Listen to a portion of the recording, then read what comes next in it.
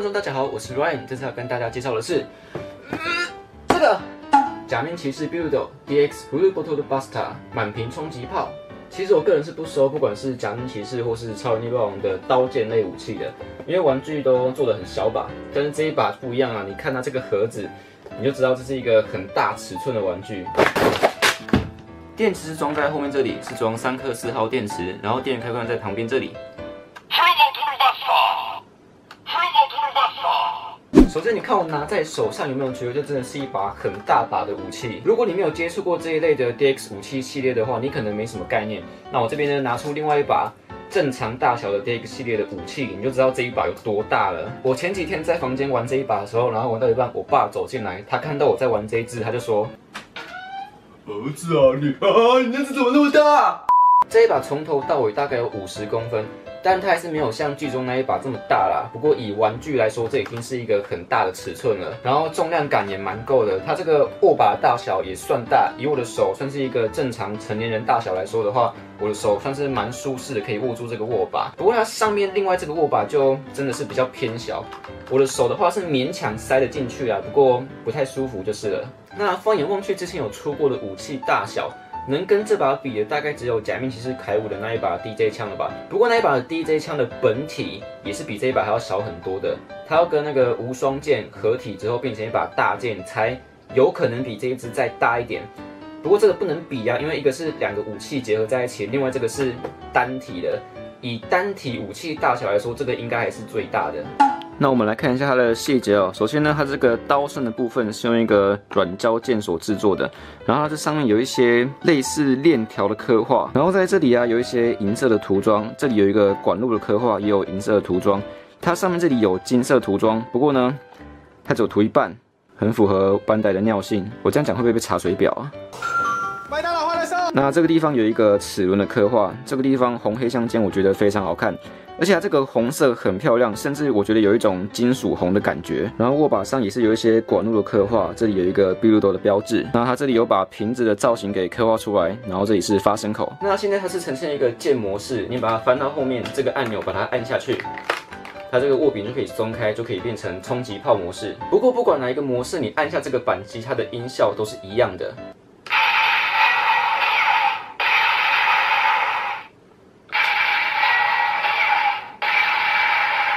但是这个玩具有一个很屌的地方是，大家刚刚不知道有没有听到，它那个音效后面会接着一个爆炸声，然后那个爆炸声会根据你按的频率，你按多快，爆炸声就会多快。像比如说，我现在举个例子，我现在按2下，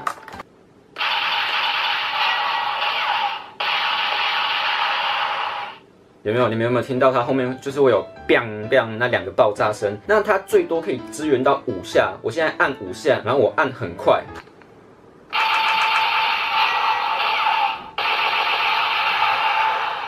有没有？它后面的爆炸声就变成 biang biang biang biang biang 了。那你甚至还可以用一些很奇怪的频率，比如说，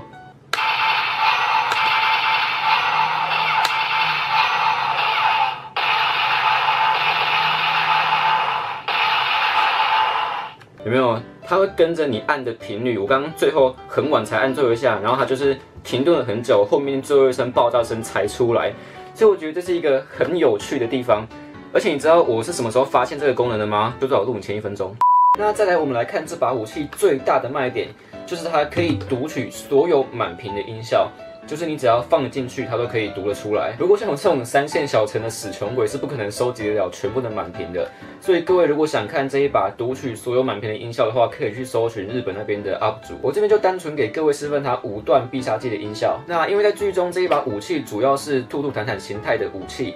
然后在剧中呢，战兔它放瓶子进去的时候，它在兔兔形态的时候放的瓶子都是有机物的瓶子，然后在坦坦形态的时候放的瓶子都是无机物的瓶子。当然，玩具你要还原出来也是可以，不过玩具的话，不管你插什么瓶子进去，它出来的必杀技音效都是一样的，以及不管是在剑模式还是炮模式下，也都是不影响它出来的音效的。那我们马上开始来示范吧。首先第一个瓶子。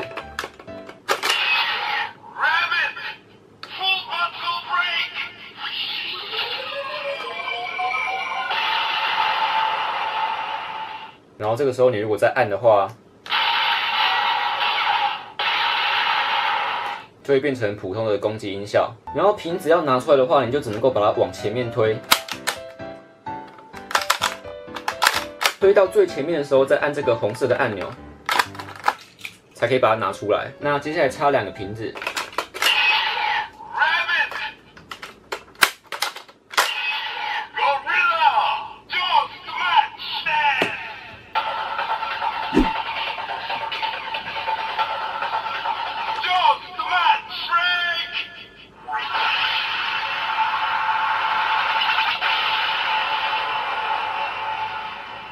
接下来换3个瓶子。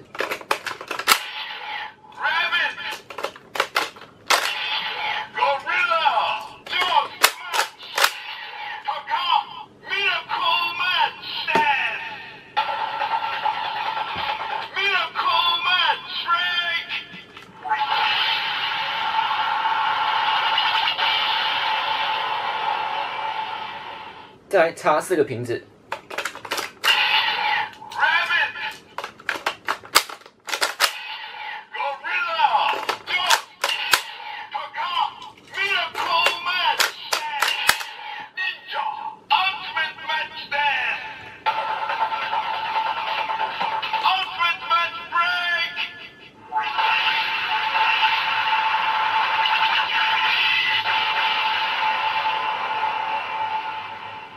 那你现在可能会想说，不是有5种音效吗？那第5种音效在哪里？第5种音效要放这个 Hulu Hulu Rapido Tank Bottle 进去。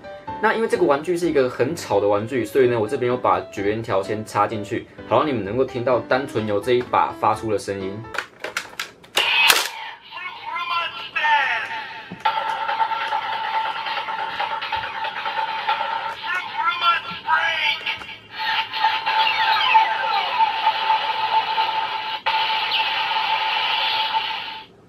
好，那这边有一点要注意一下，假如说你现在已经放了1个瓶子进去，然后你让它放完第1阶段的必杀技音效了，这个时候如果你直接再放第2个瓶子进去，它是不会识别成第2阶段必杀技的音效的，它会再重新从第1阶段的必杀技音效开始识别。所以如果你听完了1个阶段的必杀技音效，然后你想再听下一个阶段的，你就只能够再把所有瓶子全部拿出来，再重新插一次。所以这样其实说真的还蛮麻烦的。 那总体来说，这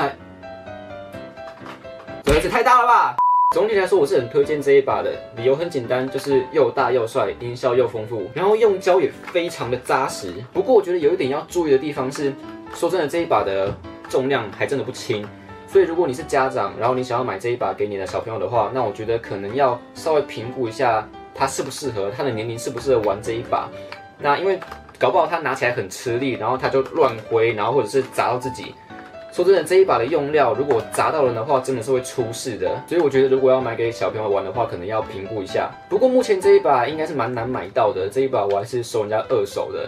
那我购入的价钱是台币1600。